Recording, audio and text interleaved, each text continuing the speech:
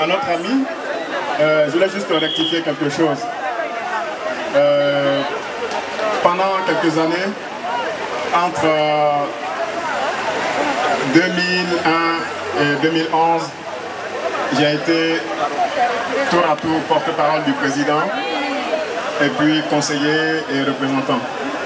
Aujourd'hui, je suis un collaborateur du président qui a été renversé et c'est à ce titre-là que je suis là pour ne pas créer encore, vous voyez, un certain nombre de choses. Je rentre des États-Unis, je suis arrivé ce midi. Je tenais à être là.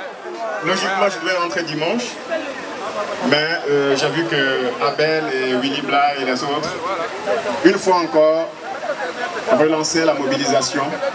Et il m'a paru important d'être ici. Et dans un contexte extrêmement difficile.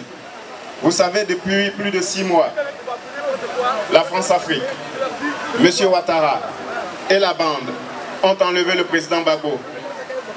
Et aujourd'hui, ils sont en passe de le livrer à la justice internationale.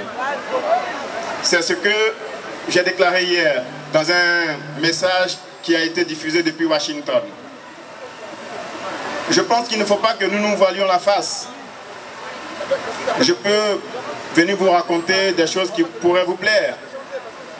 Mais il y a des faits, il y a des réalités auxquelles on ne peut pas échapper.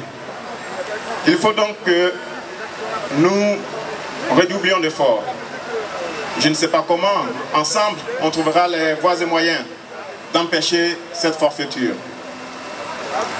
Il y a quelques siècles, c'était Toussaint Louverture qui avait été déporté de son Haïti natal pour le château de Joux en France parce qu'il avait résisté à l'envahisseur français.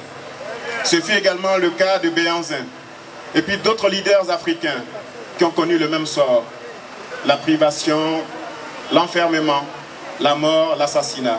Aujourd'hui, c'est le président Gbagbo qui est en passe de subir la même chose. Vraiment, je ne peux pas m'étendre ici dans des propos, mais simplement vous demander de continuer ce combat-là. Voilà. Nous devons, par tous les moyens, empêcher que la justice internationale, qui s'est véritablement mise au service des puissants, empêcher que cette justice appelée Cour pénale internationale défaire le président Gbagbo. Bien sûr, certains me parleront d'enquête, mais vous savez bien qu'il n'y aura aucune enquête, puisque depuis septembre 2002, il y a eu une rébellion en Côte d'Ivoire, avec son lot de morts, près de 10 000 victimes assassinées par M. Ouattara et sa bande. Il n'y a jamais eu de réparation, il n'y a jamais eu de procès. Alors aujourd'hui, ils tiennent le président Gbagbo qui leur a tenu tête depuis une décennie. Ils ne vont pas le relâcher aussi facilement si nous n'agissons pas. Donc je suis juste venu ici, je suis un peu souffrant. J'ai mal dormi dans l'avion, vous voyez. Maintenant on voyage en classe éco, donc c'est un peu difficile. Et je voudrais vous demander de rester à l'écoute des mots d'ordre que vont vous lancer Abel Naki, Willy Bla et tous ceux qui animent la résistance.